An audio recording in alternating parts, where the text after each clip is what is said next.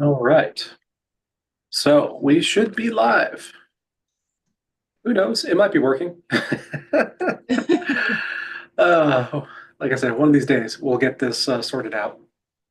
But it looks like everything's working. Okay, fantastic. This is the Trillion Dollar Show for what is today? February 4th. I can't believe it's February already. We have spent all of January dealing with payroll because January 31st is the deadline for that. And I hate payroll. Which is why I hire other people to do it for me. But yeah, so we're past January 31st, and now we are into regular tax season when people are starting to get all their paperwork, phones starting to ring off the hook. People are complaining, you didn't pick up my call. It's like, well, we called you back within a few minutes, but okay. Um, anyway, if you're watching, our office hours are 10 to 6, and we take lunch at 1. So that's the time you should expect people to pick up. But yeah, we've been, we've got Sammy up front. He's manning the phones and he's calling people back, if we don't catch them immediately, which is great. All right, so this is the Trillion Dollar Show, like I said. And what is the Trillion Dollar Show? Who am I? What are we doing here? And I am your host, Neal McSpadden, and this is Serena. She is she is our operations maestro, and this is the Trillion Dollar Show. So what is the Trillion Dollar Show? It's the mission. The mission is to save $1 trillion in taxes. That's really the mission. I want to save Americans $1 trillion, and that's why we're going after the Trillion Dollar Show. So that sounds like a lot, especially for one tax firm, and it is. And that is impossible to do as a single firm. So even if we were the size of TurboTax, right? Well, if we were the size of TurboTax, we could get it done, to be honest. But realistically, there is no way for enough clients to be clients of ours in order to save that $1 trillion. So the way we're going to do this is we're going to scale tax strategy through technology. And technology like this, live streams, courses, tools, all kinds of stuff that we're putting together in order to make these tax saving strategies available and accessible to people. So, as an example, well, we'll get to the example in a second. Who am I? So, I'm the guy who started Tax Sherpa because I owed the IRS $1.3 million. That was the start of my tax journey, and it fixed my own problems. I got into this world. So, let's get back to the what. So, starter course. This is one of the courses. We've got the starter course is up live. We've got another course coming out on Friday, actually. And then just because I felt like throwing together yet another platform or another course, I got that up this morning. So everybody who's in our Explorers group or a Navigators group should have gotten an email about that. And this was added to their portal. And I'll show you what it looks like. So this one is Beyond Passive Income, the real estate investor's playbook for beating the IRS legally. And what this is about, this is a short course. It's 20 minutes worth of videos that I've recorded, and there's company resources and all this kind of stuff. And it's tied into an AI powered tool that I created that was trained on the IRS's rules from publication 925. And all that is to say, it's like, well, if you have other income, like a day job or something, and you have a real estate portfolio, most of the time you're actually not able to capture all the deductions you're entitled to because you're in passive status. So there's passive activity loss limits. So what this course does is it shows you or tells you what those are, and then how to get out of that. Because there's 8 different ways to get out of that trap. And then once you're out of that, then you can apply more deductions against your day job income and potentially do cost segregation as well. And the course goes into all that. So this is a free course I put up today. This is a tool. Everybody who's in our Explorers group has access to it. So an Explorers group is free, right? So anybody can access this whenever they like. And I'll show you at the end of the call or at the end of the show here exactly how to do that as far as how to access all that. But these are the kinds of tools that we're developing. So it's course in this case it's courses plus AI that is trained on how the IRS works, and then it can bring you into more tax savings. So if every real estate investor went through this course, I don't know if we get to a trillion, but it'd be a lot. It'd be billions. There's so much real estate out there. So, Yeah. and this is for investment real estate. It's not for your personal house. So keep that in mind. Okay, so that is the kind of stuff that we're doing. And that's how we're going to get to our $1 trillion mission. So with that said, the main deal of the $1 trillion show, though, is people have questions. People always have questions. And I have the answer. Always have questions. I have the answer to every tax question. The answer to every tax question is it depends. It depends. So it depends on what we call facts and circumstances. It depends on what's going on in your life and what are the facts surrounding all of those things. So there's all kinds of examples, but what is true for you is not necessarily true for your neighbor, right? Because what they're doing and how things impact them is going to be different than what you're doing and how things impact you. Very simple example. I browse tax Twitter. So X has all these people who tag tax Twitter, all these tax professionals talking about stuff. And I saw one today that says it was talking about the difference if you earned like such amount of income as a W-2. I think it's at $150,000. If you earn $150,000, you can pay income tax, you got to pay payroll tax, and if you earn that same 150,000 as dividends, then you would pay a lot less in tax because of the qualified dividend rate, which is true, sort of. But you have to say, well, what is going into that income tax number that person put out there? Well, it depends. Are you single? Are you married filing joint? Are you head of household? You're married filing separate?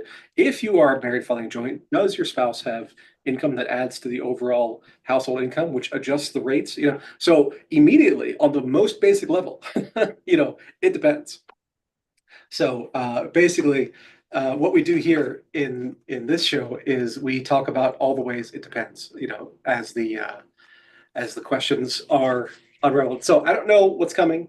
Serena compiles all these, and then she just throws them at me, and we'll see we'll see how we work our way through this. So Serena, what do we have on the list for today? So we do have a real estate question. Ah, perfect. Yep. So a client wants to know if someone wants to do a 1031 exchange but can't find a new property in time, what can they do to avoid paying taxes? Um, so this is a funny question because this is one where it doesn't really depend. So Right. I was gonna say that. either you meet the timelines or you don't. So there are all kinds of stories in the real estate investment world talking about this situation where somebody has they have a 1031 and they need a property now and they're just looking for any kind of anything that they can roll it into.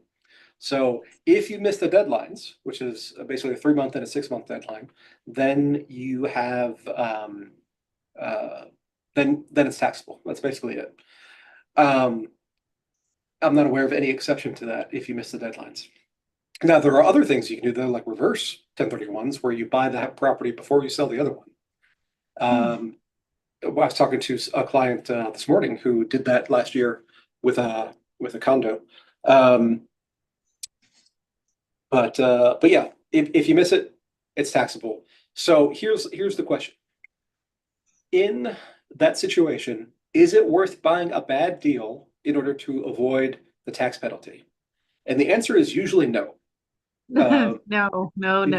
because because you're going to have if it's a long-term capital gain, which most 1031s are, the vast majority are, then you're going to be paying 24% at the top, 23.8, or I always round to 24%, state federal, and usually average state rate is going to be 5-6%, so let's call it 30% all in on your gain. So is it worth paying, or is it worth buying a bad deal in order to avoid a 30% gain tax?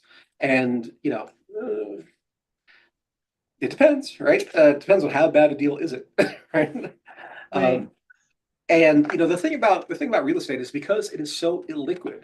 If you get into a bad situation, it can go against you in a hurry. So a lot of commercial real estate guys are finding that out right now as the mortgage rates are being reset, because most commercial real estate are in 5-year arms.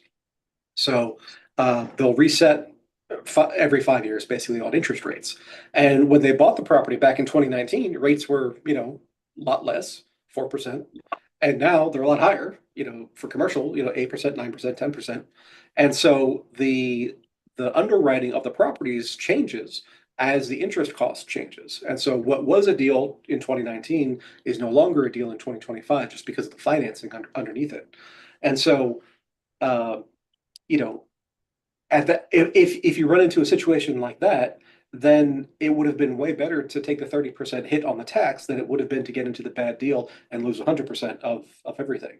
So, you have to be really, really, really mindful of when you're doing these kinds of things of like the long-term ramifications, how exposed you are to interest rates, and then how bad of a deal do I want to accept if it's a rush job, and are these potential negative outcomes out there, compared to my just paying the tax, right? So to 1031, you basically have 3 months to identify the next property, and then 6 months, and then additional 3 months, so 6 months total to close on it.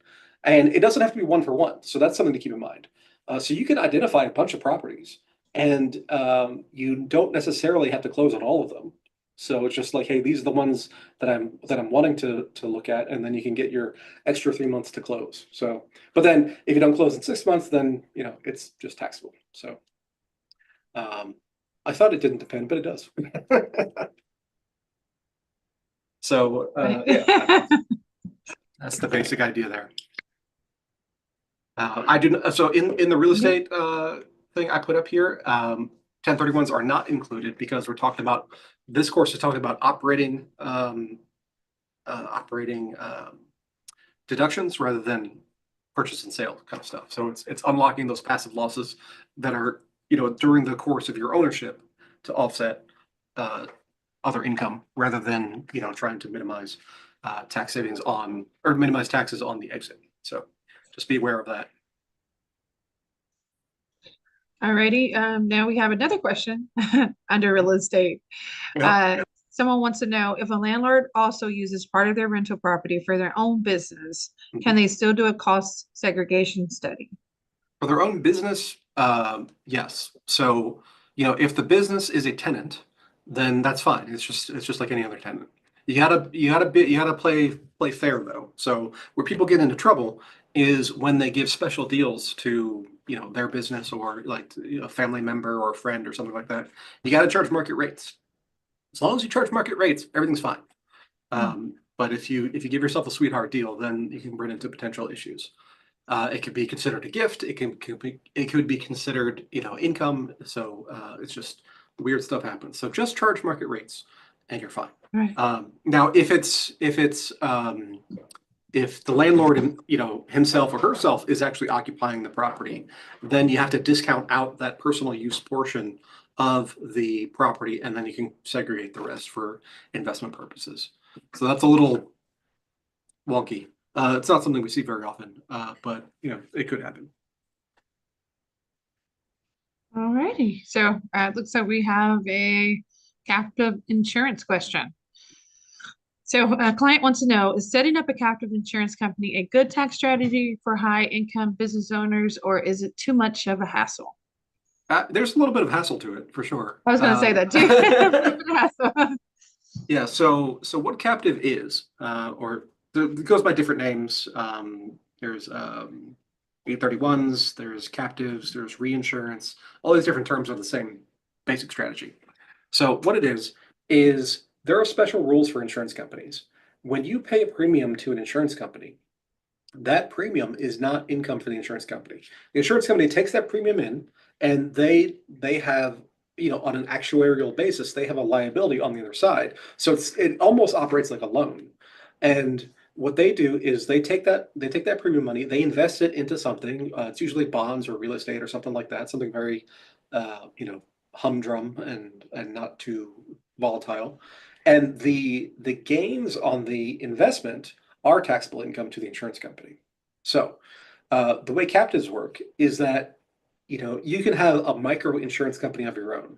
And there's a lot of rules that go into this as far as how much coverage you have to have. You have to have a certain percentage limit on any one client of that micro insurance company.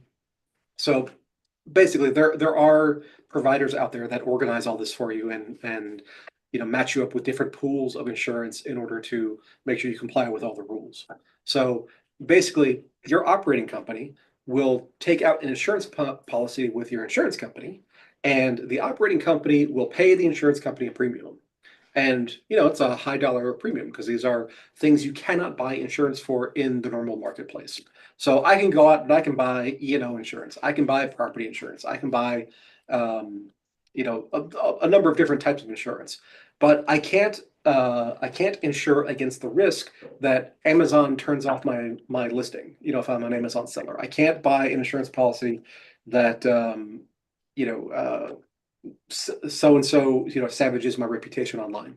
So these kinds of risks, they are business risks, and I can't go out and just buy insurance to cover it. That's where the captives come in. So they write these kinds of policies, and the actuaries do all their calculations as far as what an appropriate amount of coverage is and what an appropriate amount of premium is for that coverage and all those kinds of things. So your operating company will then pay that premium, and it's just an insurance expense to the operating company. So it's going to lower your taxable income by whatever that premium is, and then it is not income to the insurance company because, again, special rules for insurance. So the insurance company then creates a policy, takes that money, usually puts it into, like I said, something very safe and liquid. That they'll be able to access that capital if they need to make a payout, and then usually after 1 or 2 years, then that money, that insurance policy will expire, and then that capital is freed up, assuming there wasn't a claim. If there was a claim, then you pay out to the operating company. If there wasn't a claim, which most insurance policies do not pay out because the insurance, the whole idea is to create pools against unlikely events. And there's such a thing as insurable risk versus uninsurable risk, which is beyond what I want to talk about right now. But most of the time, the insurance company does not pay out. And so now, after a year or two, it's left with a pot of money that this premium was. So now the question is, what do we do with it? And basically, at that point, there are options to reinvest it into something else, into another investment. You could take a dividend as the owner of the insurance company because these have to file as C corporations. And so at that point, you have your choices. And regardless of what you choose to do at that point, it is going to be a lower effective tax rate, either, possibly 0%, possibly half of whatever your ordinary rate is. And that's just because of the structure of how the payments work and the time delay of everything. So the question was, is it a good idea? And the answer is, if you have business risk that you can't insure, or you can't buy a standard policy for, and you don't need the cash flow because you're basically locking these premium payments away into this insurance policy for 1 or 2 or 3 years, whatever it is. Then yeah, it works out great. You got to play by the rules. You got to use a reputable insurance carrier that's going to help you organize all this because, again, there's a lot of specifics that go into it. But yeah, it's a great strategy if the situation works for you. So most important things is that, well, one, you need a lot of income because these insurance companies, don't want to mess with you if you're too small. Second thing is you don't need all your money. You can live on a lesser amount of cash flow than the business could throw off. But if those things satisfy, and obviously the insurance risk issue. So if those three elements work for you, then great. Let's talk about it.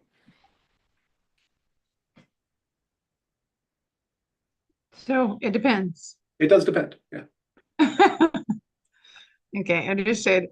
And it looks like we have an S corp question. Uh-huh. Someone wants to know if someone has an LLC taxed as an S corp but wants to go back to a regular LLC, what do they need to do and how does it affect their taxes? Yeah, you can revoke your S corporation election. It's almost never a good idea. Almost never. But I have seen it happen a couple of times. So like this one client I was talking to today, she is shutting down her business, but she still has payables that are due to her. And she's in the physical therapy business. So she works on people with car accidents and things. And, she's not seeing patients anymore, and she's not really operating, but she has prior work that, the cases are still outstanding with the lawyers, and maybe she gets paid somewhere down the line. In that kind of scenario, it could make sense to terminate the S corporation election and then just pull it in as a disregarded entity on your Schedule C, because you don't need all the formalities. You're just waiting on payment, maybe, right? But yeah, you can revoke your S election, and then what you can't do is you can't go back and forth. You can't swap 1 year and then the other year. There's a 5 year or 60 month window where you're kind of locked into your decision. So that's the only thing. I've only seen a handful of revocations in my tens of thousands of tax returns that I've worked on. But yeah, you can do it. It's just a checkbox on your final S corporation tax return. You can check a box saying revoking, and then you would file an 8832, which is going to elect some other status basically. But it's just paperwork. There's no fees or anything with it. There can be issues actually with assets that are held inside the S corporation that can be construed as a distribution. And if you have basis issues where you don't have enough basis to absorb that distribution, that can be an issue. So it can get kind of gnarly, but yeah, you can do it.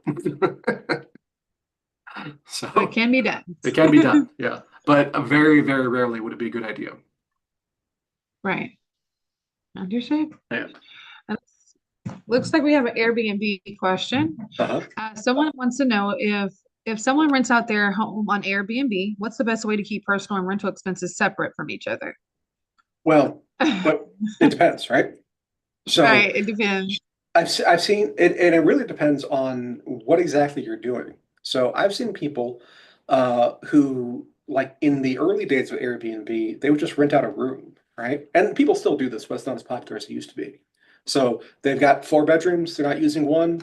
One bedroom is available as a rental, and people come in and come and go out, throughout, um, over time.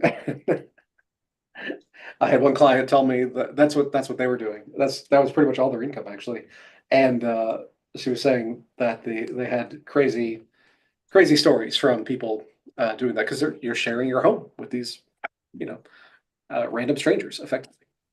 So that's one scenario where you're just renting out a room or a floor or whatever, and you're still there. The other scenario is that you are leaving for a time, and while you're gone, you rent out the place, right? Um, so either way, what you have to do is you have to separate out the expenses. The revenue part is no problem. It's whatever came in through Airbnb, that's your revenue. But the expense part is going to be apportioned. And is it if they're going to be sharing the space, then it's going to be a percentage apportionment based on space. If you're leaving for a couple of weeks and renting out the whole place, then it's going to be apportioned based on time. So if I leave for 2 weeks out of February, that's 1/2 of the month. So I could take my monthly expenses and divide by half, and I can get a number that way. The another question comes in is like, do you want to depreciate? Because as an investment property, you are entitled to depreciation, but as a practical matter, you may not want to. And you'll hear people talk about allowed or allowable. That's not actually a problem anymore. That was fixed several years ago. But if you depreciate the business use of your property and then you go to sell, normally when you sell, you get a personal use exclusion of either 250,000 if you're single or 500,000 if you're married filing joint. But if you have business use in the history of that, you have to recapture that business use, and that does not apply to the personal use exclusion.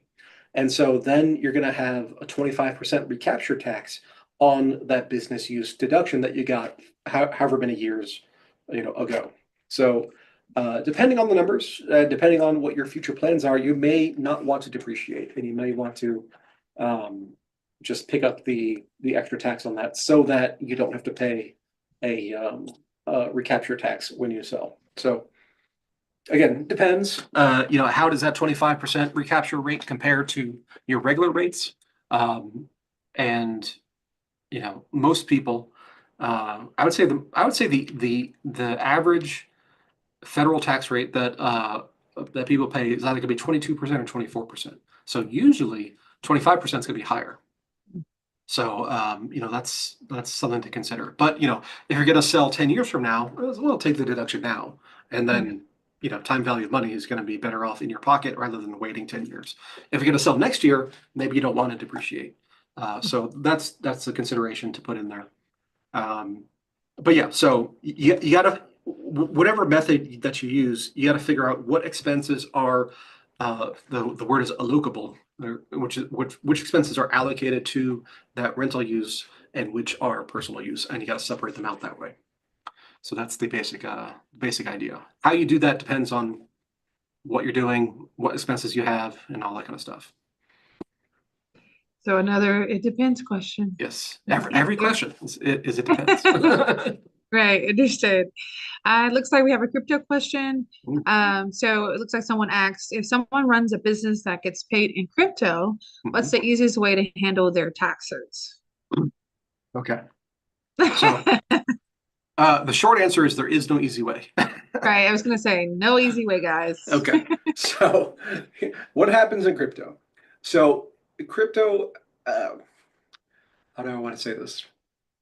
Okay, back 12 years ago in 2013, the IRS, found out about Bitcoin and they stuck a flag in the sand and they said, for tax purposes, we're going to treat this as property.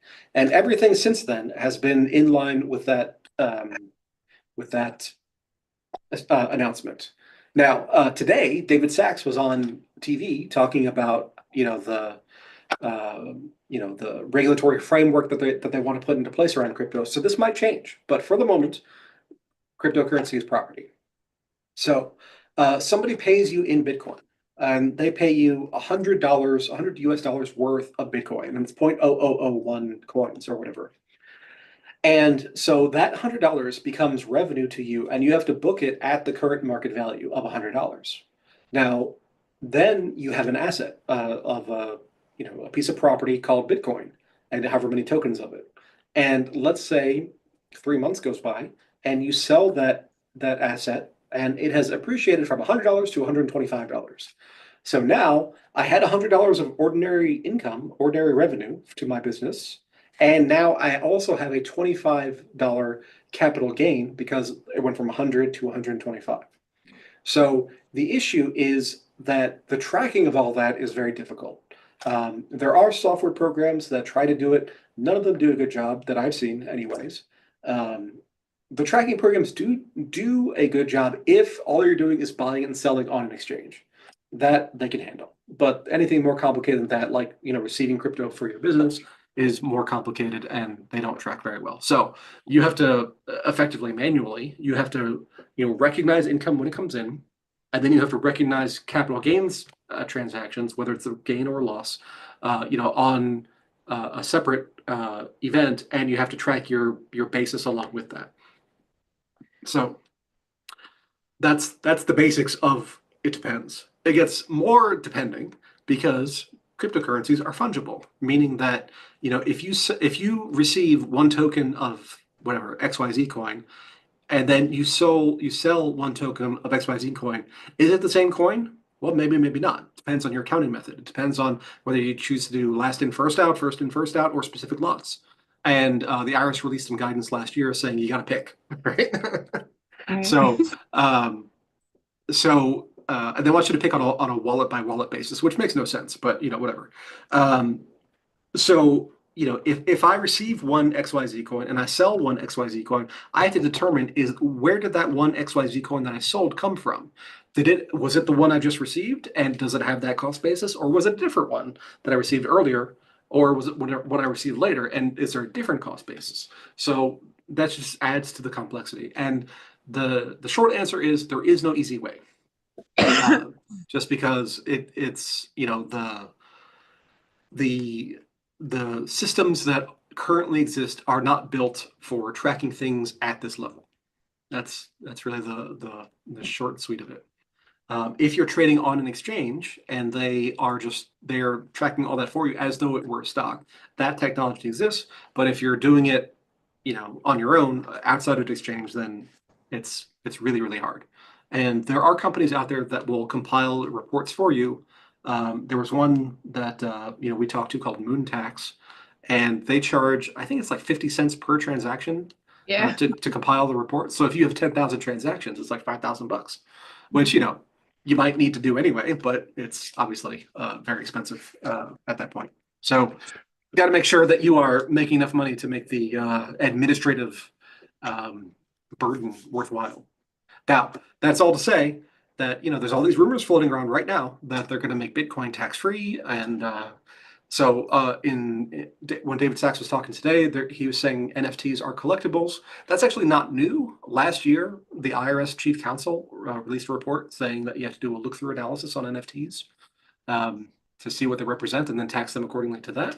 So, you know, it's a rapidly evolving area in law and in tax, and we will keep you updated. But at the moment, that's the treatment that you would have to go through. All righty, sounds good. Looks like we have a just for fun question here. Okay. If you had to explain taxes to a 5-year-old, how would you do it? I have done this. So I was gonna say, yes, you have done.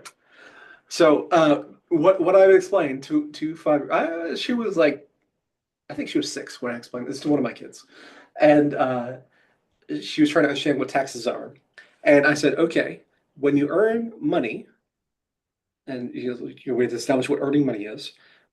Well, the government wants a part of that, and obviously the immediate reaction is, well, that doesn't sound fair. It's like, what did the government do, right? And that's a whole other conversation you can have about whether you are getting good value for your tax dollars. But fundamentally, that's what it is.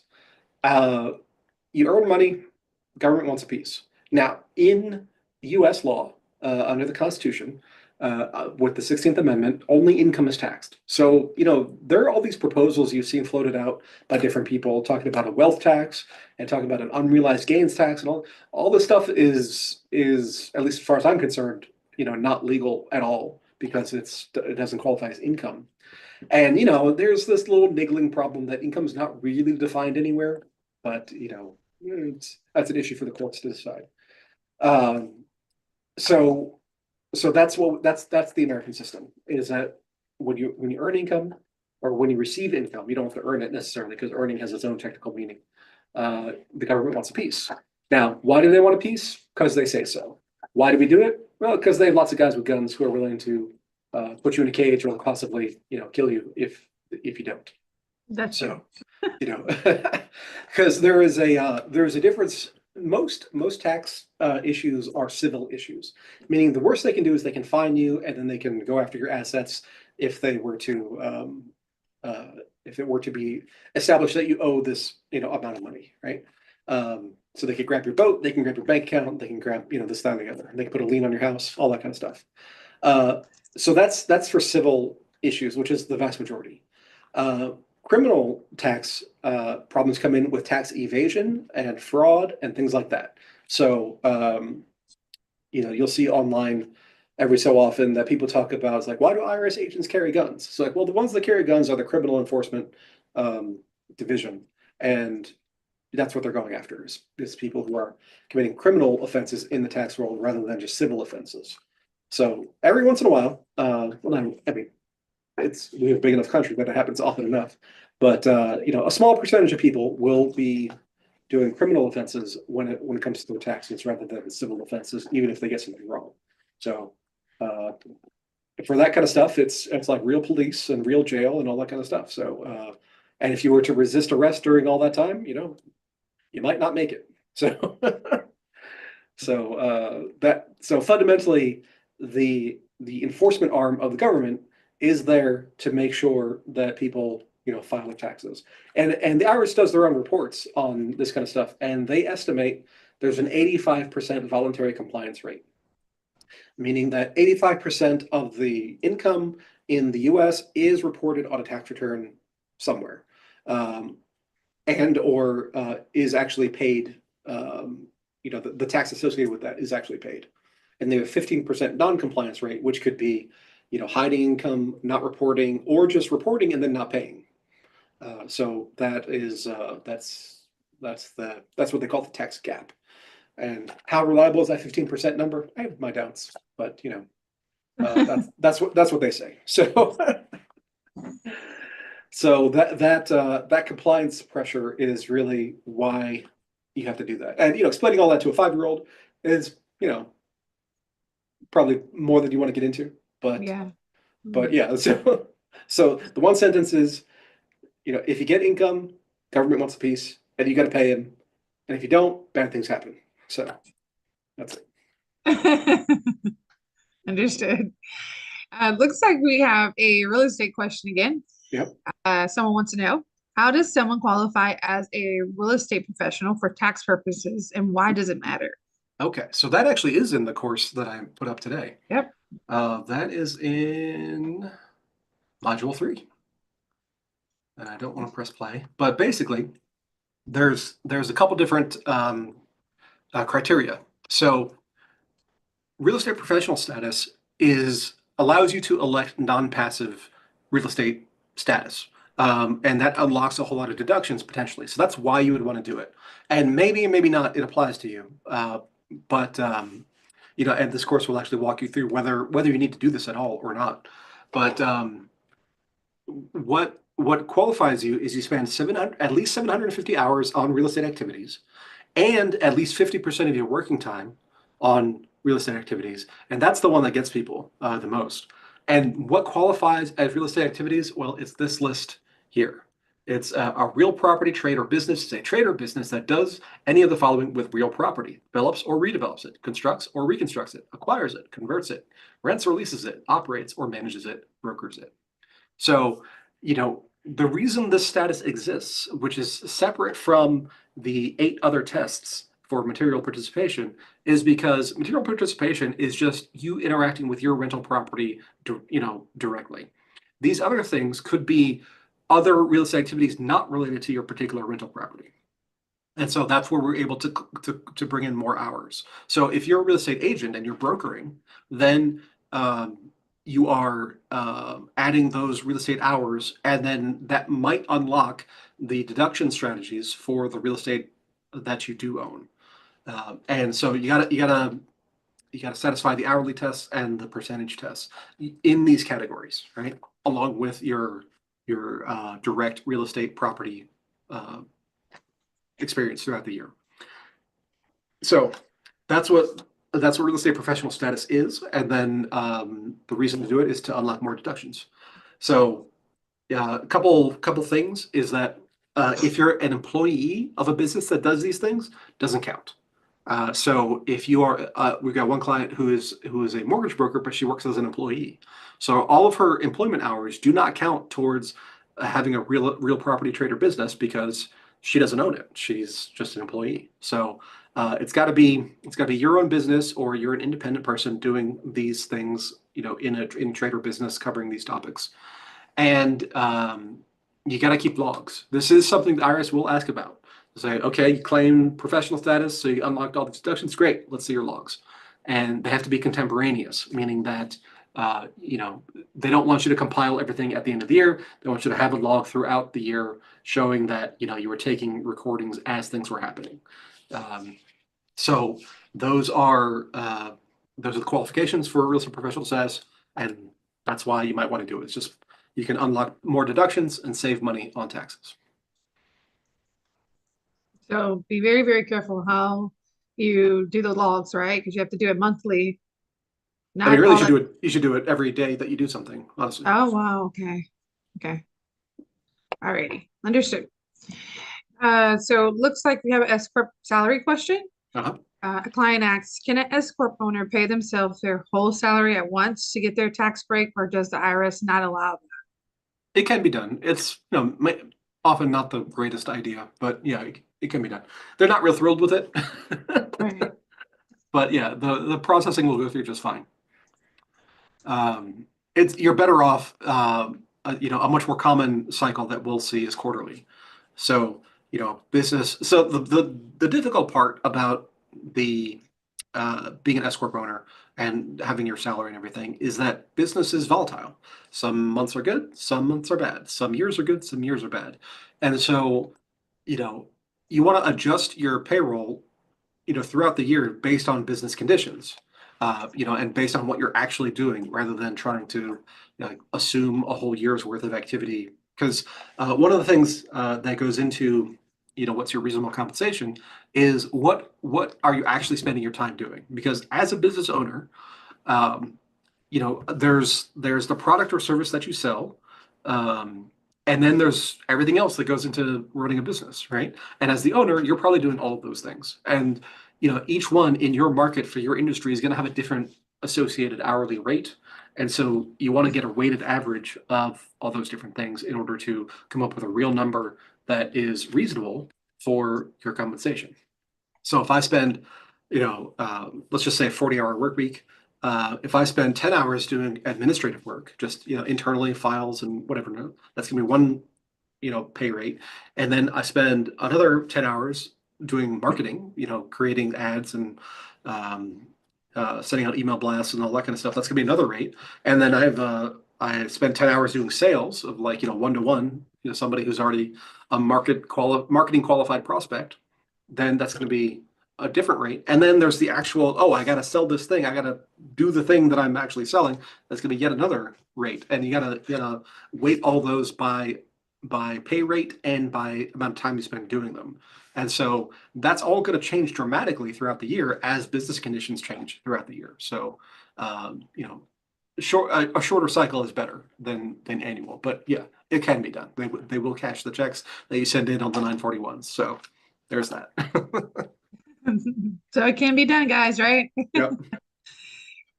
So it looks like we have an audit question. Uh-huh. Someone wants to know if they were to get audited, does that put them on the IRS radar for future audits? And will it make them more likely to be audited again? Yes. Yes, yes, and, yes. and it depends on the nature of what it is that got audited. So there are things um, that are kind of automatic.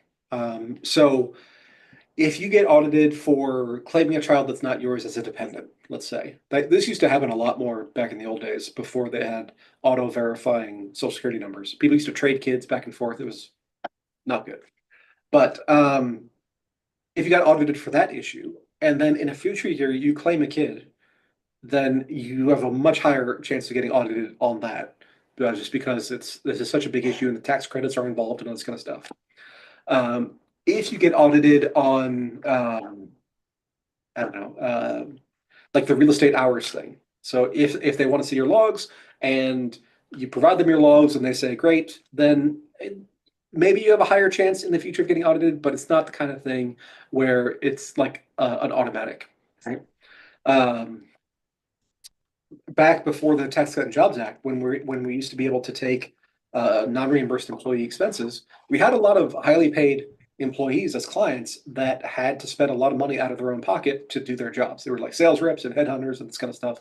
They'd fly around the country, they'd take people out to dinner, and they had to do all this stuff in order to get clients.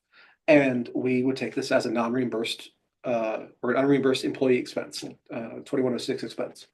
And this one couple in particular that I can remember, they got audited on this issue, and the IRS wanted proof that it was required for their business, that they had all these expenses.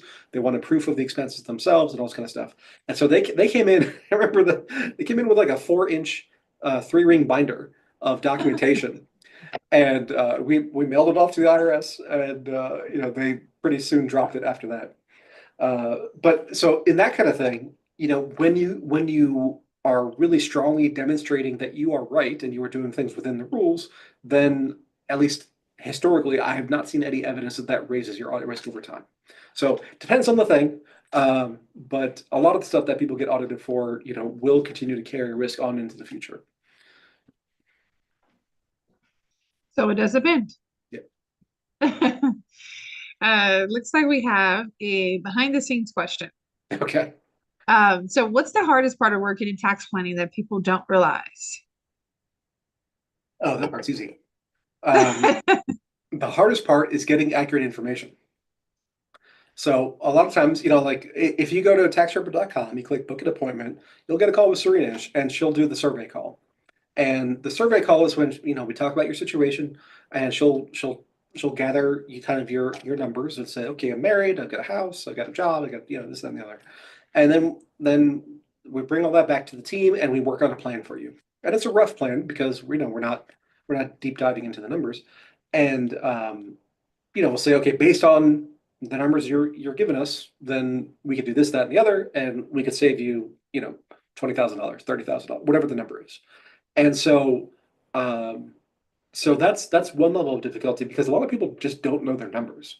It's like, well, I'm making this much on this rental property, and then we look at the tax return from last year. It's not making that much, So, or when we get farther into an engagement and we need actual documentation, people are just very slow to get it to us, and that slows down the whole process. So right now we're in tax filing season, and for our some clients we talk to throughout the year. That's what we prefer, and for them we're there's no real issues because we're up to date with everything. For the people we see once a year, they're sending us files, and then we're starting tax returns, and then it's like, oh, well, we're missing this, that, the other. So like one today, this was my own fault. The guy was here in the office. He was missing a couple forms, and he said he'd send them in. He did send them in, and then I realized when he was here, I forgot to get his birthday. So so now we're just reaching out to him to get his birthday, so we can put that number in the tax return. Doesn't change the numbers at all, but need it for filing.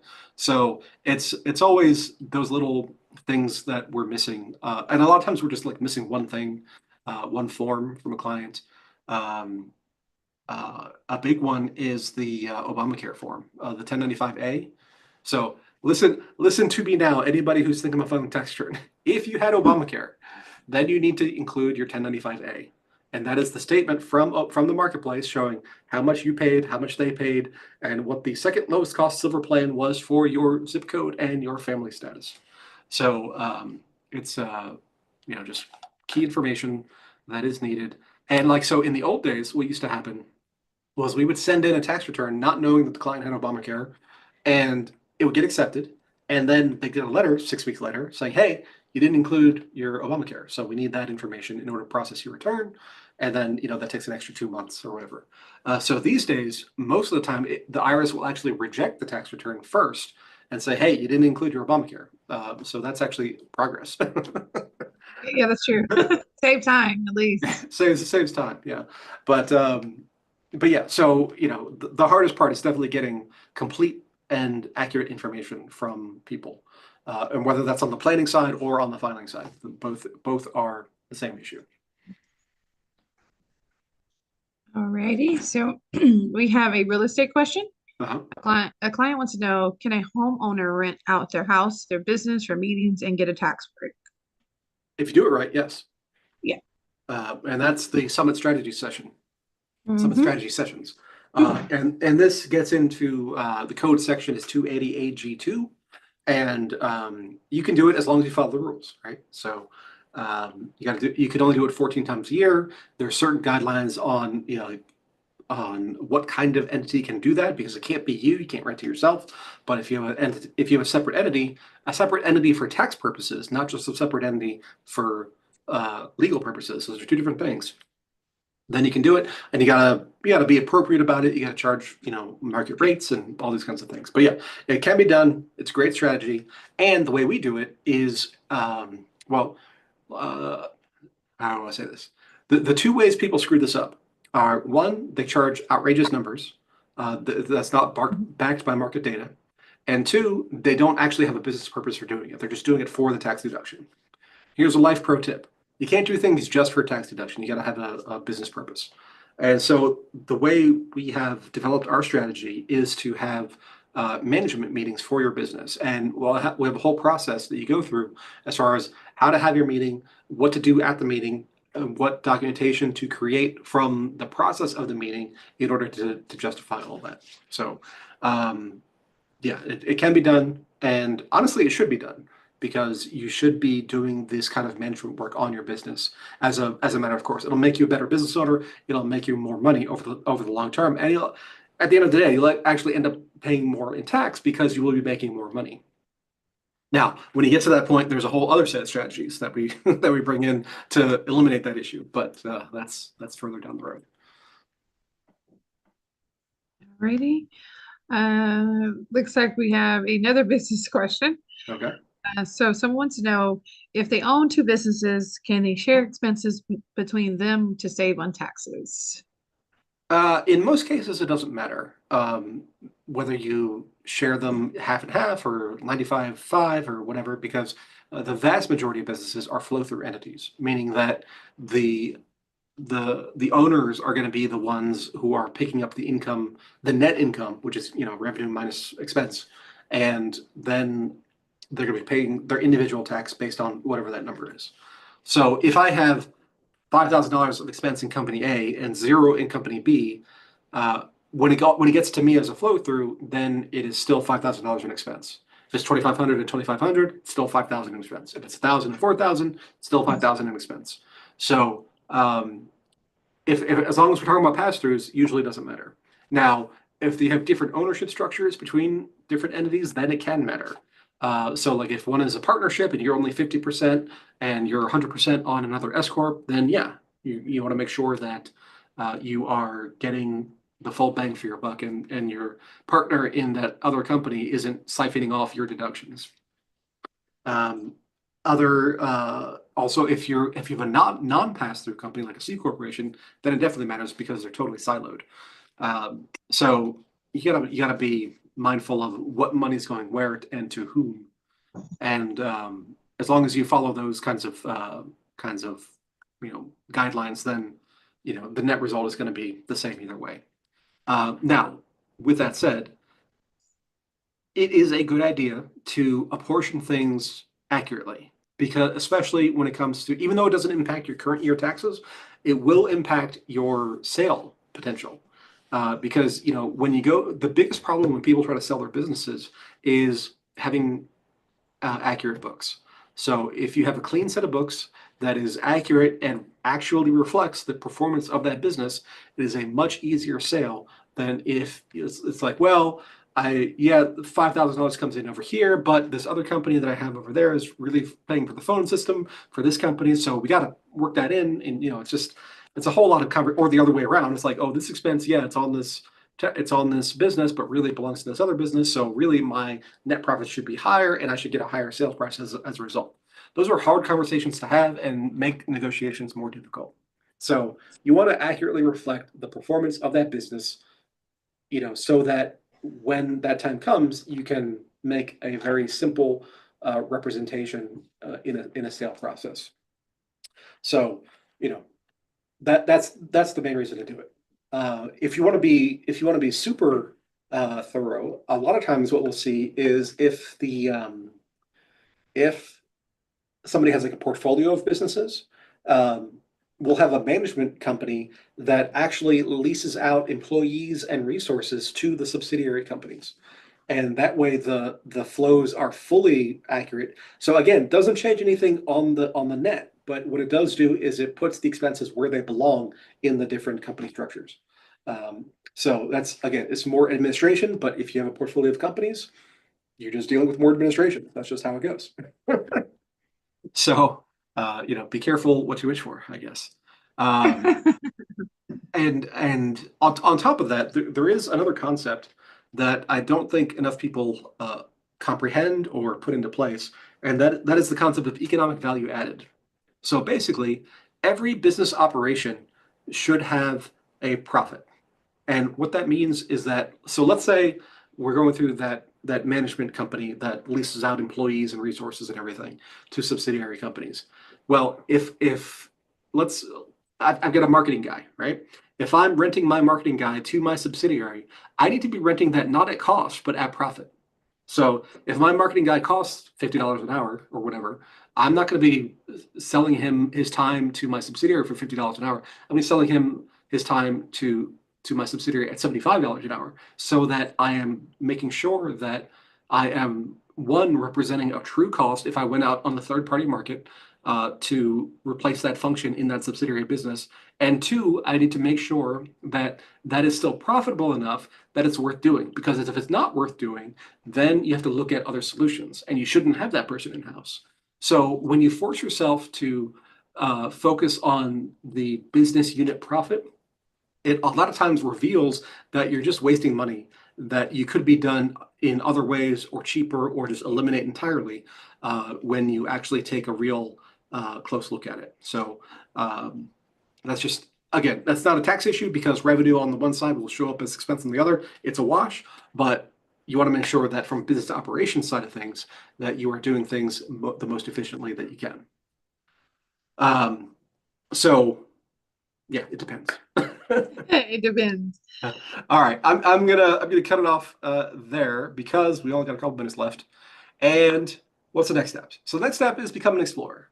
So go to taxsherpa.com/explorer. You sign up. It's free. You get stuff like this course that I put up today. And there's AI tools and there's worksheets and there's all kinds of stuff. So for the explorers, a lot of it's free. Some of it's paid. Here's a pro tip. If you want to go to one of the paid offerings, you're better off just joining the Navigators, which is our premium community. And that's actually, in the Navigators, you get everything, plus a whole bunch of other stuff. But for the Explorers, a lot of free tools. And you're able to submit questions on these kind of calls. And you'll be the first to know about our workshops and all this kind of stuff. So definitely sign up. And then, yeah, we'll do it all again next week. What is next week? Next week is the 11th. So 11th, and then 2 weeks from now, on the 20th, we're actually having another webinar on the shred method. And the shred method is a super cool tool about getting rid of your interest expense in life. And and the two biggest expenses in our financial world are taxes and interest. So taxes we pay to the government, interest we pay to the banks. And people, especially over the last decade or so, when we were in the zero interest rate environment, have been really confused about interest. And they say, well, my mortgage is only 4% or 3% or whatever, and my car note is 2.9 or whatever the number is. It's like, how does that actually work out that I'm paying so much in interest? Is because it's not the percentage interest rate that matters. It's the volume of interest inside of the payment that matters. And that depends on whether you're interest only, or amortizing, or all these different things.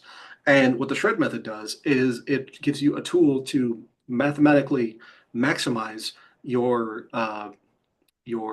reduction of interest. And it gives you tools to supercharge that. It's really cool stuff. I'm looking forward to it. And we're doing that on the 20th at 8 p.m. If you're an explorer, you'll get an email, and then you can sign up for the webinar at that point. But yeah, overall, go to taxsherpa.com/explorer, sign up, and you'll get access to all of our tools, all of our information, all of our upcoming events, access to questions for these kind of shows here. And yeah, we'll do it next week. All right. With that, I'm going to call it, and we'll see you next time. So thanks, everybody. Alrighty.